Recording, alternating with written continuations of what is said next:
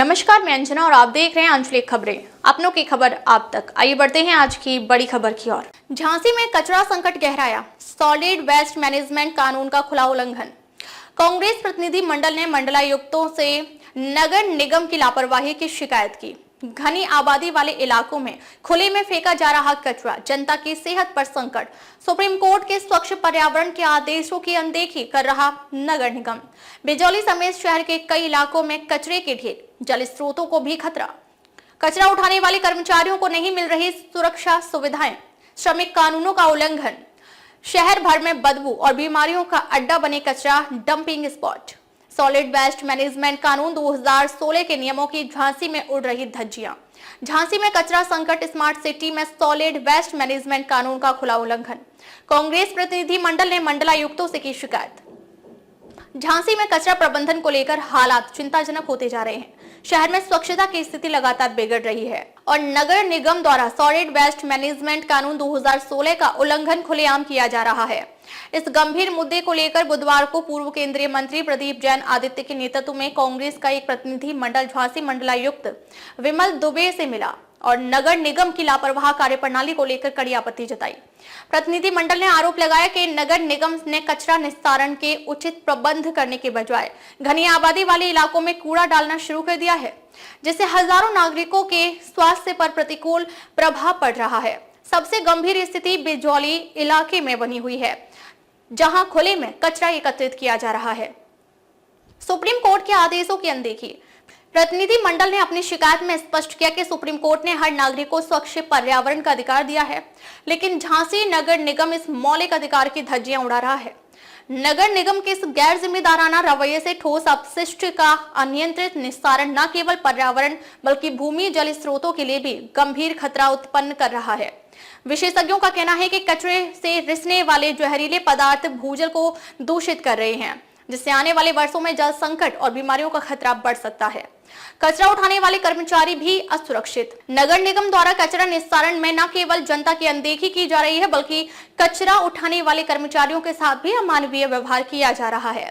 प्रतिनिधि मंडल ने बताया कि इन कर्मचारियों को सुरक्षा उपकरण जैसे कि दस्ताने, मास्क और बूट तक नहीं दिए जाते। यह सीधे सीधे श्रमिक कानूनों का उल्लंघन है और इससे उनके स्वास्थ्य पर बुरा असर पड़ रहा है। शहर भर में फैला कचरे का साम्राज्य। नगर निगम द्वारा बिजौली के अलावा पूरे महानगर में विभिन्न स्थानों पर कचरा डंप किया जा रहा है।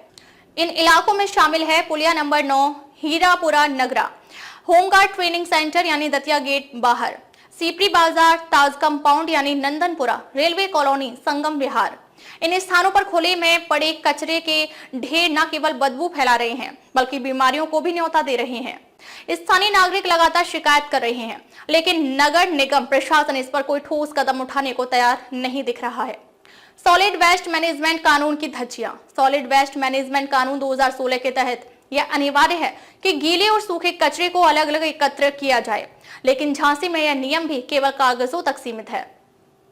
यहाँ सारा कचरा एक साथ उठाया जा रहा है, जिससे कचरे के उचित निस्तारण में बाधा आ रही है।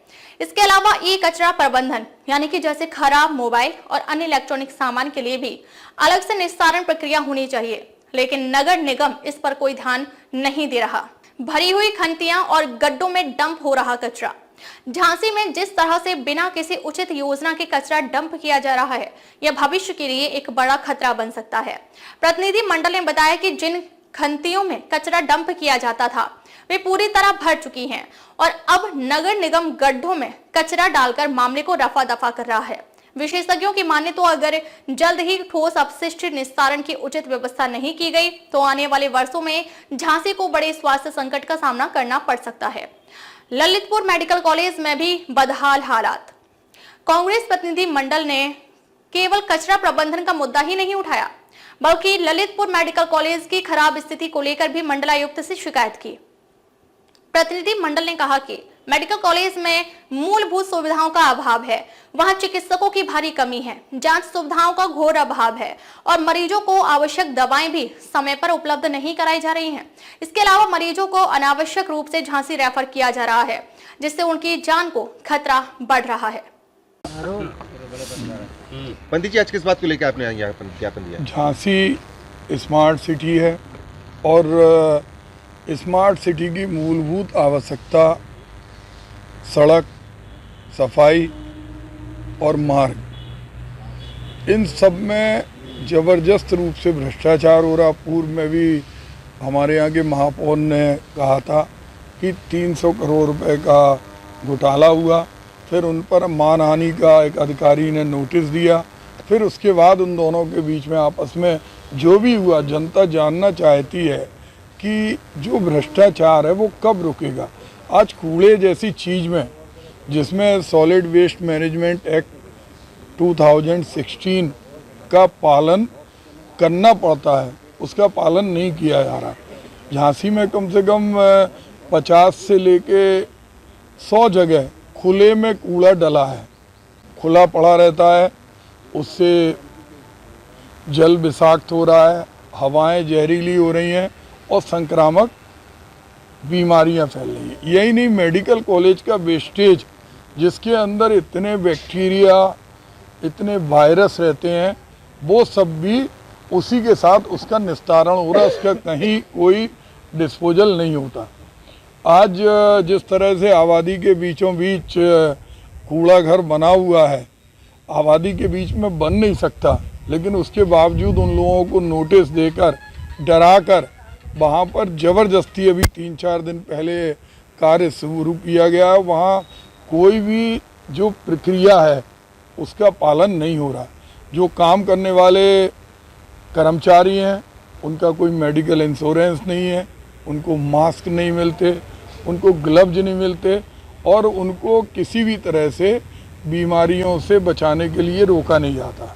वहीं पास में बिजौली की जो खंती हैं जो बहुत गहरी हैं, उन सबको कूड़े से पाट दिया और खुले में छोड़ दिया, जिससे जो ग्राउंड वाटर है वो ग्राउंड वाटर जहरीला हो रहा, उसकी पीएच वैल्यू बिल्कुल जहरीली हो रही, उसमें आर्सेनिक और फ्लोराइड और सारे जितने जहरीले तत्व हैं वो पानी के साथ नागरिकों के घरों में आ रहे हैं। जगह जगह स्टेट पॉल्यूशन कंट्रोल बोर्ड से इन्होंने कहाँ कूड़े को इकट्ठा करना है उसकी कोई अनुमति नहीं ली।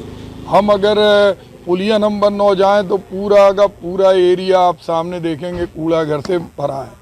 नगरा के अंदर यही स्थिति है, ओरछा गेट हो, खुशीपुरा हो, सीपरी बाजार हो, हर जगह कूड़ा पड़ा रहता है। और जहां इसको इन्हें सेग्रीगेशन करना चाहिए वहां भी बिजौली में वो प्लांट मानक के अनुसार पूरी तरह से वैलिड नहीं है, क्योंकि आबादी से लगकर कोई भी कानून नहीं कहता कि आप किसी प्रोसेस को कर सकते हैं। सुप्रीम कोर्ट ने भी कहा है कि कूड़ा का सोर्स जहां है वहीं कूड़े का सेग्रीगेशन होना चाहिए, वहीं कूड़े को अलग अलग छांट कर भेजना चाहिए। आज जिस तरह से झांसी की पॉल्यूशन की स्थिति है, पानी की स्थिति है, उससे कहीं ना कहीं आम नागरिक बीमारियों की चपेट में है। जो इलेक्ट्रॉनिक कचरा है उसके लिए भी कोई हमारे यहाँ सिस्टम नहीं है। हमने मंडल आयुक्त जी से कहा है कि जो कानून है सॉलिड वेस्ट मैनेजमेंट एक्ट है उसके अंतर्गत उसका प्रबंधन कराएं, और प्रबंधन कराने के लिए एक आप कमेटी जो खुले में कचड़े डल रहे हैं वो डलना बंद हो, जहाँ भी हो वो पैक रहे, और जो लोग काम पे लगाए जाएं उनको स्वास्थ्य संबंधी पूरे मानकों का प्रयोग होने दें। अगर इस पर कोई कार्रवाई नहीं हुई तो हम लोग आगे एनजीटी में जाएंगे, क्योंकि ये अपराध है। अभी आगरा नगर निगम पे भी एनजीटी ने 50 करोड़ का जुर्माना लगाया और कई नगर निगम और कई जगह उन पर जुर्माना लगाया क्योंकि वो मानकों का प्रयोग नहीं कर रहे हैं। करोड़ों रुपए कंपनी को दिए जाते हैं, लेकिन कंपनी जिस तरह से कार्य कर रही वो कहीं ना कहीं एक काला धब्बा स्मार्ट सिटी पे है। ठीक है, अब तो तुम्हारी दिख ही नहीं रही। अरे हमारी तो दिख रही है, हमें दिख रही पर जी मंत्री जी, हमें दिख रही। ललितपुर मेडिकल कॉलेज एक प्राथमिक स्वास्थ्य केंद्र से भी बदतर है और ये बात जग जाहिर हो गई। जिस तरह से वहाँ दलालों के माध्यम से डिलीवरी जैसी मूलभूत सुविधा में पैसे वसूले जाते हैं, डॉक्टरों का अभाव है, हर मरीज को रेफर कर दिया जाता है। उससे कहीं ना कहीं ये प्रश्न खड़ा होता है कि इसको मेडिकल कॉलेज का दर्जा उस जिला चिकित्सालय को क्यों दिया गया। 4 दिन पहले ममता सोनी, एक साबरान परिवार की महिला डिलीवरी कराने आई, उनके परिवार के लोग आए, उससे पैसे मांगे गए और जब तक मोल भाव दलाल करते रहे और उस महिला की डेथ हो गई। पोस्टमार्टम रिपोर्ट में भी आया और इसके पहले भी डिलीवरी के अंदर पैसे वसूलने के प्रकरण आए। कोई भी मरीज MRI, CT scan, colour Doppler और इको, TMT कोई भी सुविधा के लिए झांसी रेफर कर दिया जाता, जहां नर्सिंग होम में दलाल लगे रहते वहीं से, और वो इलाज के अंदर अपना घरबार बेच देते हैं। और ये चल रहा है। मेडिकल कॉलेज बनने के बाद इस तरह गरीब लोगों पे अत्याचार, उसके खिलाफ आज हम लोगों ने आयुक्त महोदय को ज्ञापन दिया कि ममता सोनी के हत्यारों के खिलाफ कड़ी कार्रवाई करें और केवल एक नहीं, जो पूरा का पूरा रैकेट है, जो इसके मूलभूत बड़े डॉक्टर हैं, उनको भी कड़ी कार्रवाई के अंदर लेना चाहिए। व्यवस्थाओं के सुधार के लिए तत्काल कोई ना कोई प्रयास होना चाहिए। हम लोगों ने मंडल आयुक्त के माध्यम से आज आगाह किया है, नहीं तो हम स्वास्थ्य सेवाओं को लेकर जन आंदोलन करेंगे। रोज रोज हम देखते हैं कि हाई कोर्ट और सुप्रीम कोर्ट का हवाला दे के कहा जाता है कि डॉक्टर्स निजी प्रैक्टिस नहीं करेंगे, लेकिन हम देखते हैं वो जो डॉक्टर सरकारी सेवाओं में हैं वो सब निजी प्रैक्टिस कर रहे हैं। और ललितपुर के अंदर तो भयावह स्थिति है। ललितपुर के अंदर तो अगर जरा सा किसी को चोट लग जाए, उसको सिर में चोट है, 1 मिनट में वहाँ उसको रेफर कर दिया जाता है। किसी की किडनी में अगर डायलिसिस होना, किसी को अगर इको होना, TMT होना, कोई भी डिसऑर्डर है, तो वो सिर्फ एक प्राथमिक स्वास्थ्य केंद्र का काम करता है। पंडित जी, लगातार सरकारी अस्पतालों की बात करें, सरकारी महकमे की बात करें, लगातार ऐसी शिकायतें मिलती रहती हैं और लगातार कुछ ना कुछ ऐसे केस आते हैं, कहीं डिलीवरी में डेथ होती है महिला की या कहीं कुछ हो जाता है स्वास्थ्य महकमे में, लगातार ये शिकायतें आती हैं। उसको लेकर कांग्रेस या आप क्या पार्टी का करने वाली है? देखिए, हम लोगों ने अभी जिन कर्मचारियों के लिए, जिन मजदूरों के लिए हमारे मुख्यमंत्री जी कहते हैं कि उन्हें न्यूनतम वेतन 18,000 रुपये मिलना चाहिए, प्रधानमंत्री जी उनके चरण धोते हैं, लेकिन उनको 8,000 रुपये भी नहीं मिल रहे। 3 महीने की सैलरी उनकी बकाया थी, उनको कोई मास्क, कोई ग्लव्स, कोई वर्दी, कोई मेडिकल इंश्योरेंस, कुछ भी सुविधा नहीं थी। और वेतन के लिए 8,000 के लिए जो न्यूनतम वेतन नहीं है, और संख्या भी 750 दिखाई, जबकि 400 लोग ही एक्चुअल काम कर रहे हैं, लेकिन उसके बाद भी प्रशासन सोया हुआ है। उसमें भी हम लोगों ने उस दिन मुख्यमंत्री जी को बात पहुंचाने के लिए मुख्यमंत्री के पास गए थे, तो हम लोगों को बीच में रोक दिया था। लेकिन ये हमारे हाथों में हथकड़ी, पैरों में जंजीर डाल सकते हैं, लेकिन हमारी जुबान बंद नहीं कर सकते। हम कांग्रेस के लोग इस भ्रष्टाचार के खिलाफ लड़ाई लड़ते हैं और लड़ते रहेंगे।